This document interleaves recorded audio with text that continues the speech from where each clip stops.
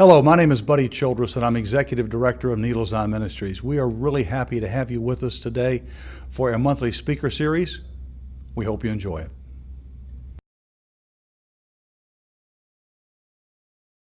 It is great to be here with you indoors today. And I look at some of the folks from Kennelock Golf Club, and I don't feel at all guilty because there wasn't anything going on there today. But thank you for coming and going through all this difficult traffic to be with me today and to hear what I have to say. This is not the most intimidating audience I've ever faced, even though it does contain business colleagues and friends and people I've known even in high school. A little over a month ago, I actually had the most intimidating and terrifying speaking engagement I'd ever accepted. I was chosen to be the speaker at our youngest grandson's school in Greensboro when the first through fourth graders had their annual day to honor the grandparents. Brandon, our third grade grandson, and his older brother Avery go to a Christian school called Wesleyan Christian Academy. They are our daughter's two boys.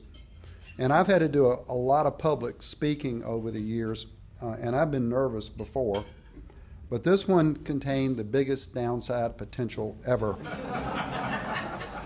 What if I embarrassed our grandson, our daughter, Nancy, and myself all at the same time? My main concern was to say something meaningful to a very disparate group.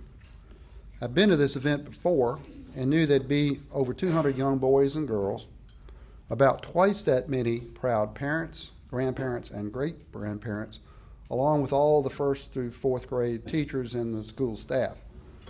The audience age span ranged from 6 to 96. So you can imagine the difficulty of saying something targeted at one part of the crowd but meaningful to everyone. I decided the most important outcome was not to disappoint Brandon. If I could keep his interest and give him something to take away from the day, then I could live with all the other reactions. And having chosen this path, I decided to go back in time and recall what I was doing and thinking when I was in the third grade. At 64, that was not the easiest thing to do. But surprisingly, I was able to remember a number of the questions I had at that time in my life. How tall would I be when I was grown? At the time, I was the shortest boy in my third grade class. I particularly wanted to be taller than my two brothers. Would I do well in school and go to college?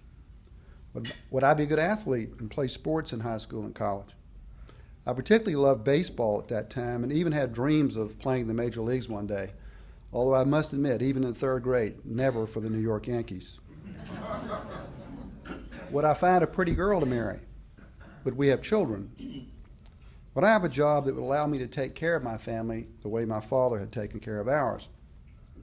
Well, I know that Brandon and his classmates have many of the same questions I had at their age. And as young as they are, some of them are already beginning to worry about their future.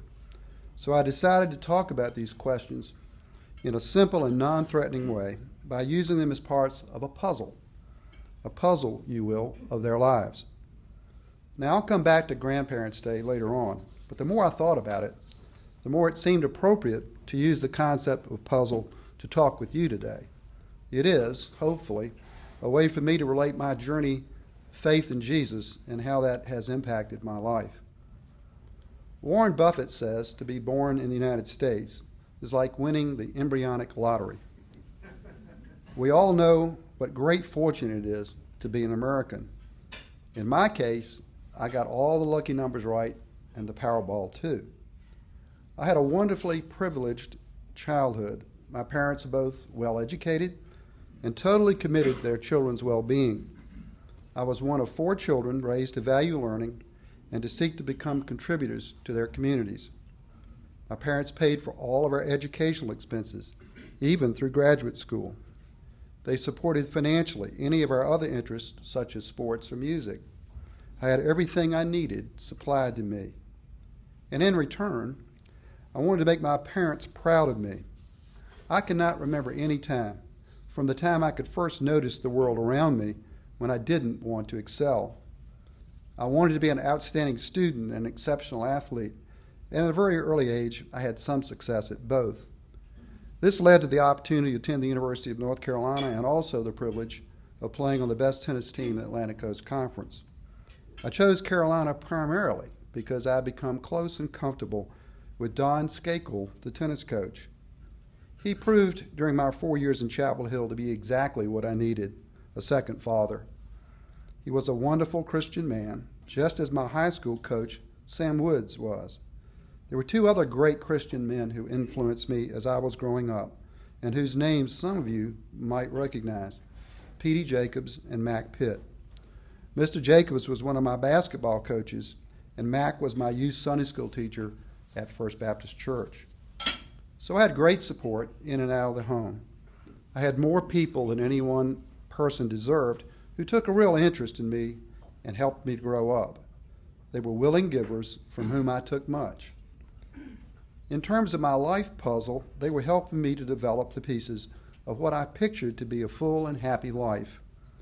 By the time I went through college, I'd even grown to a decent height, taller than both my brothers. Yet another question answered exactly as I wished.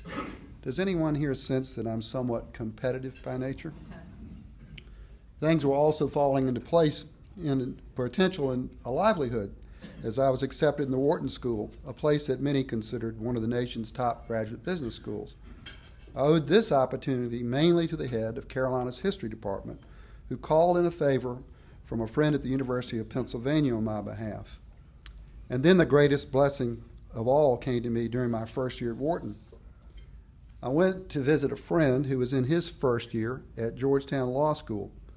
He had a date that weekend with the most beautiful and exciting girl I had ever met. To make a long story short, that beautiful girl Nancy and I have been married for 41 years. Yes, I snaked my friend's girl. I told you I was competitive, right? Those of you who know Nancy realize how special she is, but none of you can fully appreciate all she has meant to me. She and our daughter saved me through their relationships with Christ, but more on that later. My business career was a series of good breaks for 40 years. I never had a job I didn't like, and I was never between jobs. I was a commercial banker in Charlotte and Richmond for the first 8 years following graduate school. It was during that time that our daughter and son were born. At 31 years of age, my uncle asked me to be CEO of a holding company he was forming in Seattle, and I jumped at the chance. The 11 years in Seattle were heady times for me. I had employees treating me as Mr. Special, and I was chosen for leadership in the area's Young Presidents Organization.